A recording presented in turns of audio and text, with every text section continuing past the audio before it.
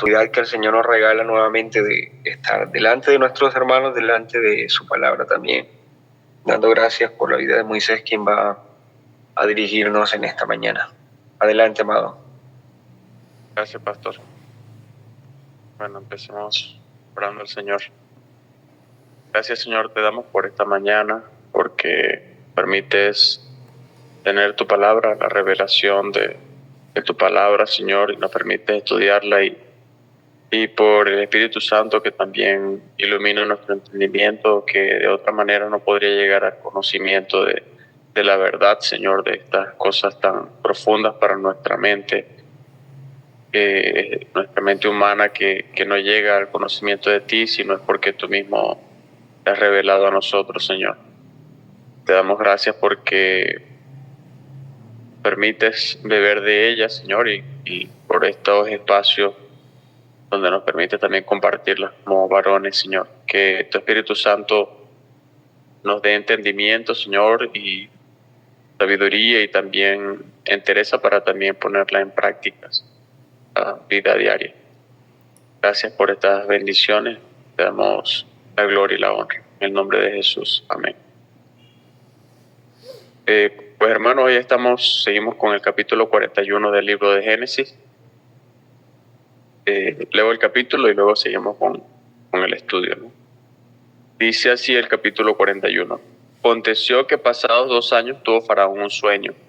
Le parecía que estaba junto al río y que del río subían 7 vacas hermosas a la vista y muy gordas y pacían en el prado, que tras ellas subían del río otras 7 vacas de feo aspecto y enjutas de carne, y se pararon cerca de las vacas hermosas a la orilla del río. Que las vacas de feo aspecto y enjutas de carne devoraban a las 7 vacas hermosas y muy gordas. Y despertó Faraón. Se durmió de nuevo y soñó la segunda vez que 7 espigas llenas y hermosas crecían de una sola caña, y que después de ellas salían otras 7 espigas menudas y abatidas del viento solano. Y las 7 espigas menudas devoraban a las 7 espigas gruesas y llenas. Y despertó Faraón, y aquí que era un sueño. Sucedió que por la mañana estaba agitado su espíritu, y envió e hizo llamar a todos los magos de Egipto y a todos sus sabios, y les contó Faraón sus sueños, mas no había quien lo pudiese interpretar a Faraón. Entonces el jefe de los coperos habló a Faraón diciendo: me acuerdo hoy de mis faltas, cuando Faraón se enojó contra sus siervos, nos echó a la prisión de la casa del capitán de la guardia, a mí y al jefe de los panaderos. Y él y yo tuvimos un sueño en la misma noche, y cada sueño tenía su propio significado. Estaba allí con nosotros un joven hebreo, siervo del capitán de la guardia, y se lo contamos, y él nos interpretó nuestros sueños y declaró a cada uno conforme a su sueño. Y aconteció que como él nos lo interpretó, así fue. Yo fui restablecido en mi puesto y el otro fue colgado. Entonces Faraón envió y llamó a José, y lo sacaron apresuradamente de la cárcel, y se afeitó y mudó sus vestidos y vino a Faraón. Dijo Faraón a José: yo he tenido un sueño y no hay quien lo interprete, mas he oído decir de ti que oyes sueños para interpretarlos. Respondió José a Faraón diciendo: no está en mí, Dios será el que dé respuesta propicia a Faraón. Entonces Faraón dijo a José: en mi sueño me parecía que estaba a la orilla del río, y que del río subían 7 vacas de gruesas carnes y hermosas apariencias, y que pasían en el prado, y que otras 7 vacas subían después de ellas, flacas y de muy feo aspecto, tan extenuadas que no he visto otras semejantes en fealdad en toda la tierra de Egipto. Y las vacas flacas y feas devoraban a las 7 primeras vacas gordas, y estas entraban en sus entrañas, mas no se conocía que hubiesen entrado, porque la apariencia de las flacas era aún mala como al principio, y yo desperté. Vi también soñando que 7 espigas crecían en una misma caña, llenas y hermosas, y que otras 7 espigas menudas, marchitas, abatidas del viento solano, crecían después de ellas. Y las espigas menudas devoraban a las 7 espigas hermosas, y lo he dicho a los magos, mas no hay quien me lo interprete. Entonces respondió José a Faraón: el sueño de Faraón es uno mismo. Dios ha mostrado a Faraón lo que va a hacer. Las 7 vacas hermosas 7 años son, y las espigas hermosas son 7 años. El sueño es uno mismo. También las vacas flacas y feas que subían tras ellas son 7 años, y las 7 espigas menudas y marchitas del viento solano, 7 años serán de hambre. Esto es lo que respondo a Faraón. Lo que Dios va a hacer lo ha mostrado a Faraón. He aquí vienen 7 años de gran abundancia en toda la tierra de Egipto, y tras ellos seguirán 7 años de hambre, y toda la abundancia será olvidada en la tierra de Egipto, y el hambre consumirá la tierra. Y aquella abundancia no se echará de ver a causa del hambre siguiente, la cual será gravísima. Y el suceder el sueño a Faraón 2 veces significa que la cosa es firme de parte de Dios y que Dios se apresura a hacerla. Por tanto, provéase ahora Faraón de un varón prudente y sabio y póngalo sobre la tierra de Egipto. Haga esto Faraón y ponga gobernadores sobre el país y quinte la tierra de Egipto en los 7 años de la abundancia. Y junten toda la provisión de estos buenos años que vienen y recogen el trigo bajo la mano de Faraón para mantenimiento de las ciudades y guárdenlo. Y esté aquella provisión en depósito para el país, para los 7 años de hambre que habrá en la tierra de Egipto, y el país no perecerá de hambre. El asunto pareció bien a Faraón y a sus siervos, y dijo Faraón a sus siervos: ¿acaso hallaremos otro hombre como este en quien esté el Espíritu de Dios? Y dijo Faraón a José: pues que Dios te ha hecho saber todo esto, no hay entendido ni sabio como tú. Tú estarás sobre mi casa y por tu palabra se gobernará todo mi pueblo. Solamente en el trono seré yo mayor que tú. Dijo además Faraón a José: he aquí yo te he puesto sobre toda la tierra de Egipto. Entonces Faraón quitó su anillo de su mano y lo puso en la mano de José y lo hizo vestir ropas de lino finísimo y puso un collar de oro en su cuello. Y lo hizo subir en su segundo carro y pregonaron delante de él: doblad la rodilla. Y lo puso sobre toda la tierra de Egipto. Y dijo Faraón a José: yo soy Faraón, y sin ti ninguno alzará su mano ni su pie en toda la tierra de Egipto. Y llamó Faraón el nombre de José Zasnat Panea, y le dio por mujer a Asenat, hija de Potifera, sacerdote de On. Y salió José por toda la tierra de Egipto. Era José de edad de 30 años cuando fue presentado delante de Faraón, rey de Egipto. Y salió José delante de Faraón y recorrió toda la tierra de Egipto. En aquellos 7 años de abundancia la tierra produjo a montones, y él reunió todo el alimento de los 7 años de abundancia que hubo en la tierra de Egipto y guardó alimento en las ciudades, poniendo en cada ciudad el alimento del campo de sus alrededores. Recogió José trigo como arena del mar, mucho en extremo, hasta no poderse contar porque no tenía número. Y nacieron a José 2 hijos antes que viniese el primer año de hambre, los cuales le dio a luz a Asenat, hija de Potifera, sacerdote de On, y llamó José el nombre del primogénito Manasés, porque dijo, Dios me ha hecho olvidar todo mi trabajo y toda la casa de mi padre. Y llamó el nombre del segundo Efraín, porque dijo, Dios me hizo fructificar en la tierra de mi aflicción. Así se cumplieron los 7 años de abundancia que hubo en la tierra de Egipto, y comenzaron a venir los 7 años de hambre, como José había dicho, y hubo hambre en todos los países, mas en toda la tierra de Egipto había pan. Cuando se sintió el hambre en toda la tierra de Egipto, el pueblo clamó a Faraón por pan, y dijo Faraón a todos los egipcios: id a José y haced lo que él os dijere. Y el hambre estaba por toda la extensión del país. Entonces abrió José todo el granero donde había, y vendía a los egipcios, porque había crecido el hambre en la tierra de Egipto. Y de toda la tierra venían a Egipto para comprar de José, porque por toda la tierra había crecido el hambre. Bueno, estamos ante un pasaje bastante extenso, pero no quiero empezar sin retroceder un poquito en lo que ya hemos visto en la historia de José. Recordemos que José, siendo tan solo un muchacho, fue vendido por sus hermanos a una campaña de madianitas y fue llevado a Egipto y fue vendido a Potifar, capitán de la guardia de Faraón, delante del cual él halló gracia por mano de Dios y lo hizo mayordomo en su casa y lo puso a cargo de todo lo que tenían. Luego José fue encarcelado y debido al falso testimonio de la esposa de Potifar, al negarse José a acostarse con ella, ¿no? Una vez estando en la cárcel, el copero y el panadero de Faraón quienes habían sido encarcelados por delinquir contra el rey, contra Faraón, tuvieron cada uno un sueño, los cuales interpretó José.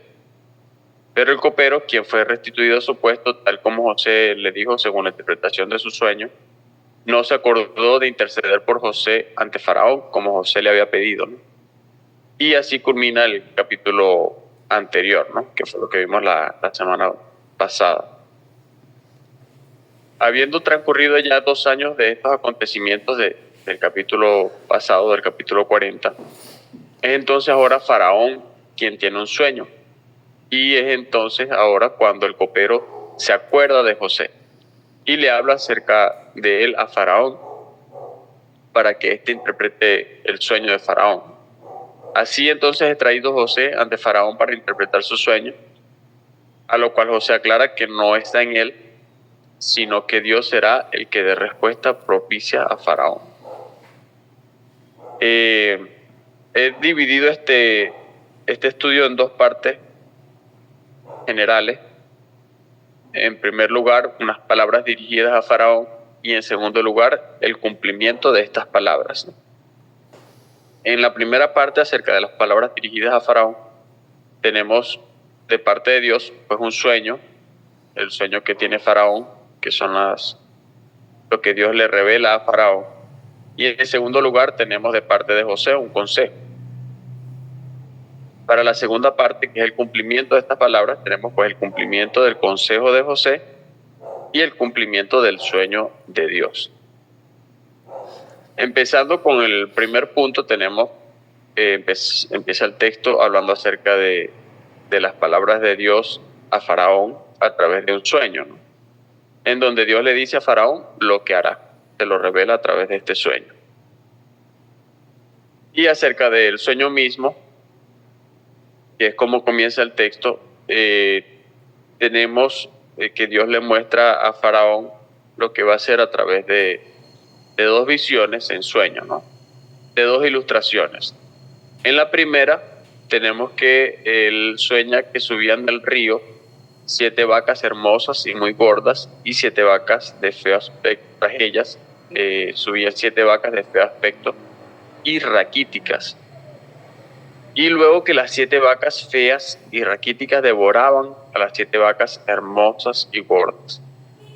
Y dice luego Faraón que no se echaba de ver que se las comían porque su aspecto era aún feo, ¿no?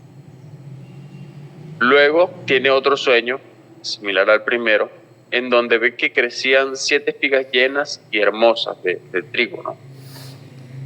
Y tras ellas crecían 7 espigas delgadas y marchitas, y que las 7 espigas delgadas y marchitas devoraban a las 7 espigas llenas y hermosas. Debemos mencionar que el número 7 es un número importante dentro de las escrituras, ¿no? Y esto no tiene nada que ver con cosas místicas. En las escrituras hay ciertos números que se utilizan de formas particulares, como el 3, el 7, el 12 o el 40, ¿no? Tenemos, por ejemplo, 12 discípulos de Jesús, tenemos 12 tribus de Israel, tenemos el número 3 en la Trinidad, el número 40, 40 años que pasó Israel en el desierto, 40 días estuvo Moisés en el Sinaí recibiendo las leyes, 40 días ayunó el Señor Jesús en el desierto para ser tentado. Y así también tenemos el número 7, el cual es el más repetido por mucho en la escritura. Tenemos, además de este pasaje, hay muchos pasajes donde podemos ver el número 7, particularmente en el libro de Levíticos, en el ceremonial se utiliza muchas veces, en Apocalipsis se menciona acerca de 7 estrellas, 7 candeleros, 7 iglesias, 7 sellos, un cordero con 7 cuernos y 7 ojos, 7 ángeles con 7 trompetas, 7 truenos, y se habla acerca también de 7 espíritus de Dios, ¿no? Es decir, el Espíritu Santo es representado como los 7 espíritus de Jehová, ¿no? Entonces, algunos dicen que habla acerca de algo que está completo, como por ejemplo en la creación, donde pues se nos dice que Dios hizo todas las cosas en 7 días. Al séptimo día descansó. Hizo todo en 6 días y al séptimo descansó. Esto podría pues darnos un indicio, aunque pues no podemos ponernos muy creativos en esto, pues la Escritura no habla de ello explícitamente, ¿no? Pero pues corresponde con la descripción del texto acerca de la magnitud de lo ocurrido en cada uno de estos eventos, ¿no? Tanto los 7 años de abundancia como los 7 años de hambre. Pero lo que sí nos dice el texto es pues lo que es la interpretación de José, ¿no? Y es el siguiente, lo que sigue en el texto, ¿no?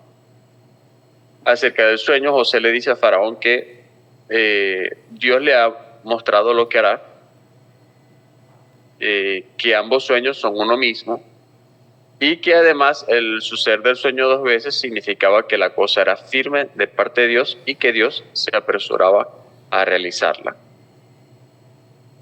De esta manera vemos que este sueño no es simplemente una advertencia, no es un castigo de Dios como en otras ocasiones podemos ver también en la Escritura, de algo que Dios pudiese retractarse, sino que era algo parte del plan de Dios, el cual Dios ejecutaría indefectiblemente, ¿no? Era algo seguro que sucedería y no había forma de evitarlo. Y además de esto, es algo que ocurriría pronto, como bien lo dice José. Y acerca de la interpretación misma del sueño, de su simbología, José nos dice que las 7 vacas y las 7 espigas representan 7 años, tanto las buenas como las malas, que vendrían 7 años de gran abundancia en Egipto, seguidos de 7 años de hambre en toda la tierra. Aquí debemos notar que los 7 años de abundancia fueron locales, es decir, eran 7 años de abundancia en Egipto. Pero los 7 años de hambre fueron globales, o serían globales. Fueron 7 años de hambre en toda la tierra. Toda la tierra sufrió por hambre. Por lo cual la abundancia de los primeros años sería olvidada a causa del hambre que le seguiría, la cual, dice José, sería gravísima.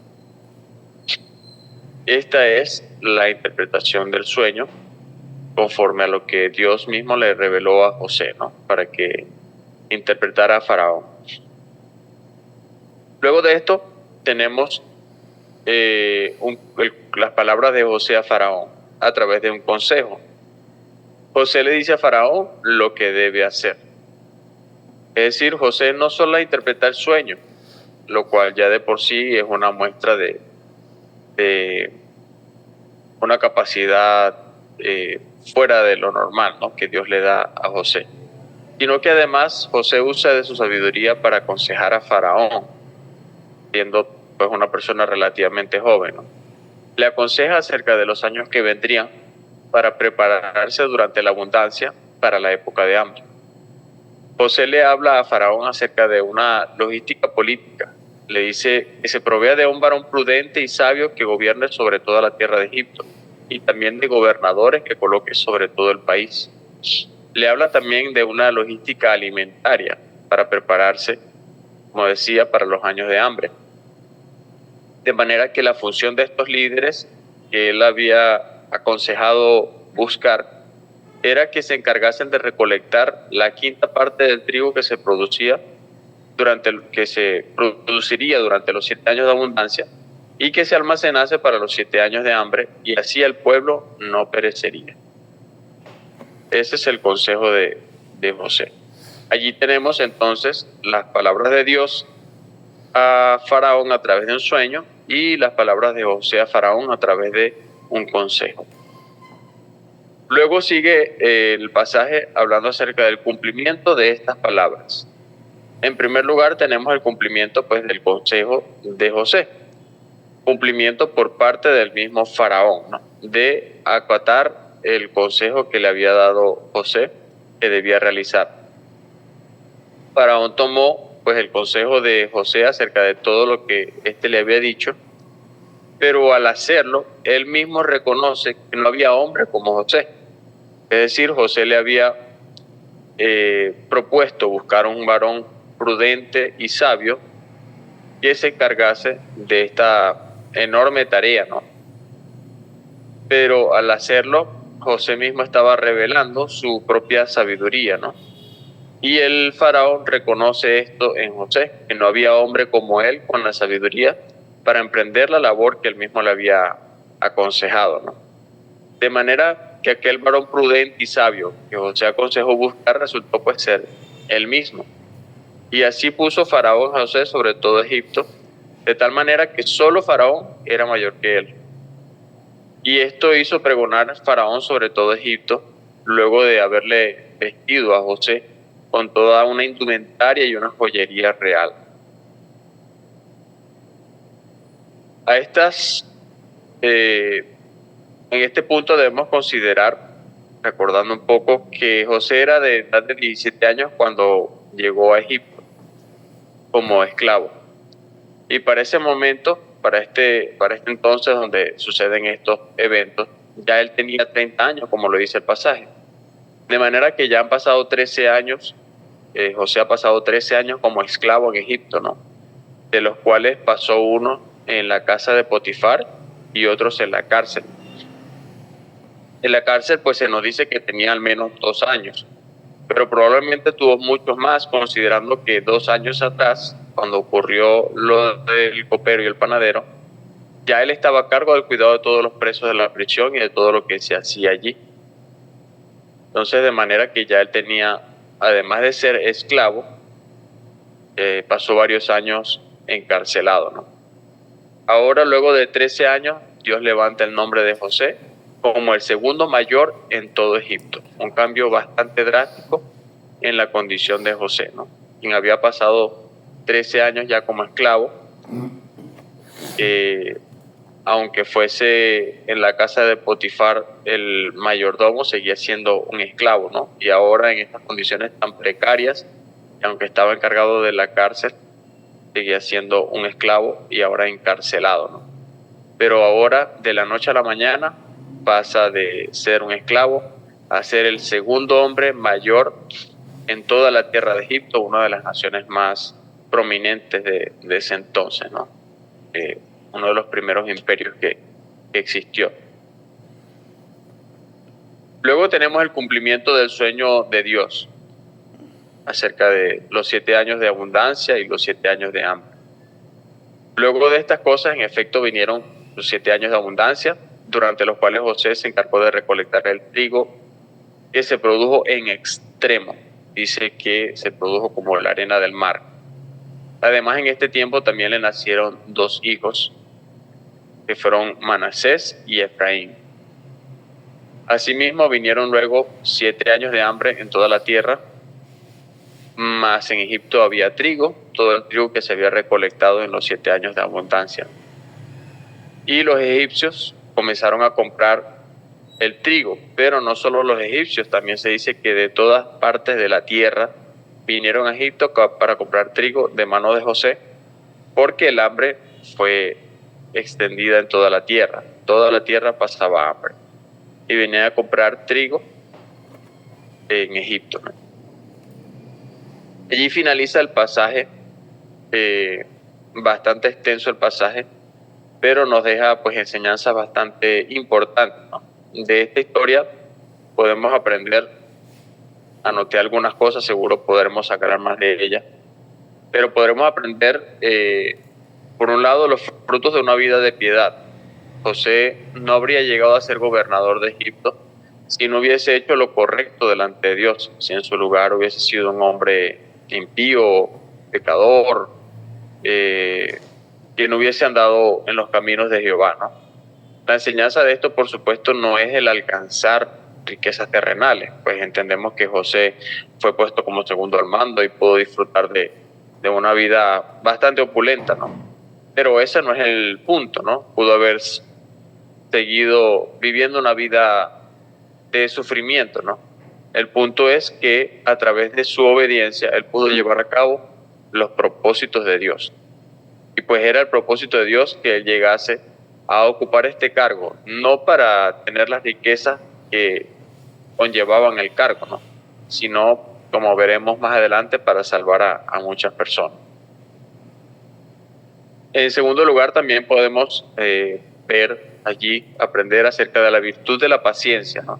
En esperar que se cumpla la voluntad de Dios. Y vemos, Dios permitió que José fuese vendido como esclavo, siendo tan solo un joven, un muchacho, y posteriormente fue encarcelado, ¿no? Además de ser esclavo, un esclavo encarcelado, ¿no? No podría tener una condición más terrible, más precaria. José pudo verse desesperado en cualquiera de estas circunstancias, pero si esto no hubiese ocurrido, y esto lo pudo ver José mucho más adelante, tuvo que pasar muchos años sin poder ver el propósito de Dios, pero si esto no hubiese ocurrido, José pues no habría interpretado el sueño de los oficiales del faraón, asimismo no habría interpretado el sueño de faraón, no habría sido puesto por faraón como gobernador de Egipto, y entonces miles o millones de personas habrían muerto de hambre debido a que José no habría hecho esta labor, ¿no? De recolectar la abundancia de los 7 años. Pues el propósito de Dios no se habría cumplido, ¿no? Vemos que Dios utilizó todas las desgracias en la vida de José para traerlo pues, a este lugar y a este momento. Asimismo, en nuestra vida podemos pensar que las circunstancias que pasamos, por difíciles que sean, siempre nos van a llevar al lugar al cual Dios desea llevarnos para cumplir sus propósitos en nuestra vida, ¿no? No pensando que lo importante es lo que nosotros recibimos o lo que nosotros podemos recibir, sean riquezas, sea lo que sea en este mundo, sino que Dios va a hacer lo que su voluntad así ha determinado. Él va a cumplir sus propósitos en beneficio no solo de nosotros, sino de todos sus santos y de su propia gloria, ¿no? Lo cual es el propósito mayor. En tercer lugar, podemos aprender que en este pasaje, cuando vemos toda la historia, cómo transcurre y cómo culmina, que nada de lo que ocurre se sale de las manos de Dios. Dios siempre está en control y sigue siendo soberano, aun cuando todo parece contrario a sus planes. Solo podemos considerarlo, digamos, en su expresión más grande, al ver al Hijo de Dios siendo clavado en la cruz, ¿no? Lo que parecería la más grande derrota a los planes de Dios vendría a ser la mayor de las victorias. Entonces, al considerar estas cosas, tanto este pasaje como la misma obra de Cristo en la cruz, y al ver también nuestro sufrimiento en situaciones diarias, en situaciones que pueden parecer bastante negativas, que no tenemos esperanza alguna, no debemos desesperarnos porque Dios siempre tiene el control de las cosas y sabemos que al final Él siempre cumplirá sus propósitos en nosotros, en nuestra vida, para su propia gloria y su propia honra. Allí está, mis hermanos, el capítulo 41 de José, que nos deja estas grandes enseñanzas. Gracias. Gracias, muchas gracias a ti, Moisés, por dirigirnos en el pensamiento del texto y sin duda hay un pasaje muy clave como este que describe muy bien lo que decías de la soberanía de Dios, de su providencia y deja ver esos detalles que el Señor tiene en su control, no solamente en los altibajos de la vida de un esclavo, sino también en el curso de las naciones. Toda una nación siendo prosperada, todas las naciones siendo empobrecidas, solo para cumplir el propósito. O sea, en realidad es un control cósmico, se puede decir así, de Dios para cumplir su santa voluntad. Sí, y de hecho eso nos hace pensar porque pues Egipto fue uno de los primeros imperios, ¿no? Y si nos ponemos a pensar en estos eventos que no son narrados del todo en la historia, pues en la historia de Egipto no se le da crédito, ¿no? A estas situaciones. Podemos ver que el rey de Egipto aquí era un rey como cualquier otra nación, ¿no? Cuando pensamos en Faraón, normalmente pensamos en un soberano que era un dios considerado un Dios en su pueblo, ¿no? Normalmente pensamos en quien fue en Faraón ya para la época de Moisés, ¿no? Pero debemos recordar que todas estas cosas, o digamos, ese enriquecimiento ocurrió a raíz de esto que hizo José, ¿no? Para este entonces, Egipto era como cualquier otro país, próspero quizás, pero llegó a ser ese imperio, pues gracias a los acontecimientos que Dios también permitió que sucedieran, ¿no?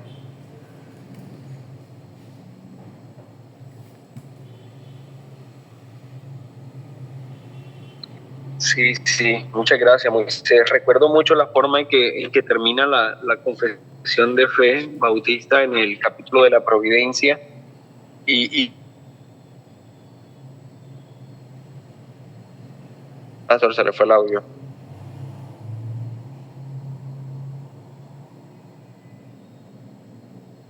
Oh. No se está escuchando, Pastor. soberanos en la historia para beneficiar a su pueblo. Se le cortó el audio cuando estuve hablando de la confesión. Bueno, decía era que la confesión al final termina en el capítulo de la providencia diciendo que el objeto especial de la providencia es la iglesia, favorecer a la iglesia. Y esto demuestra cómo Dios controla todas las cosas para bien de su pueblo. Sí, así es.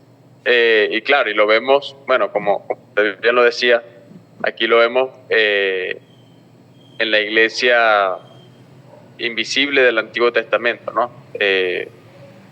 Cómo Dios lleva a cabo sus planes, ya lo vimos pues en las historias anteriores en los patriarcas, cómo Dios va armando sus planes también para esto, pues yéndonos un poquito hacia adelante, sabiendo que esto fue para preservación de las 12 tribus, ¿no? Que Dios preparó, puso a José en ese lugar, como él mismo lo expresa después, ¿no? Yéndonos un poco hacia adelante en la historia, para preservar las 12 tribus de Israel y que pues Dios pudiese formar de allí, tomar de allí su pueblo, ¿no? Bueno, Pastor, voy a orar porque creo que ya se va a terminar el tiempo. Gracias, Señor, te damos por este día que nos permitiste estudiar este maravilloso pasaje donde nos muestras tu soberanía, Señor, como lo vemos en todo el relato de Génesis, Señor, todos estos acontecimientos que ocurrieron a los patriarcas y ahora como va iniciando la historia del pueblo de Israel, Señor. Es maravilloso ver cómo tú has obrado en todas estas cosas y cómo lo sigues haciendo en el día de hoy, Señor. Gracias te damos porque estas historias pues nos dan esperanza en nuestra vida, entendiendo que tú estás sentado en tu trono gobernando todas las cosas y que nada sale de tu control, Señor. Que tú a su momento cumplirás tus planes en nuestra vida, aunque los tiempos parezcan difíciles y contrarios a nosotros. Ayúdanos a confiar en ti, Señor, viendo la historia también de estos hombres que se mantuvieron firmes en la fe, Señor. A ti sea la gloria y la honra, Señor. En nombre de Cristo Jesús. Amén.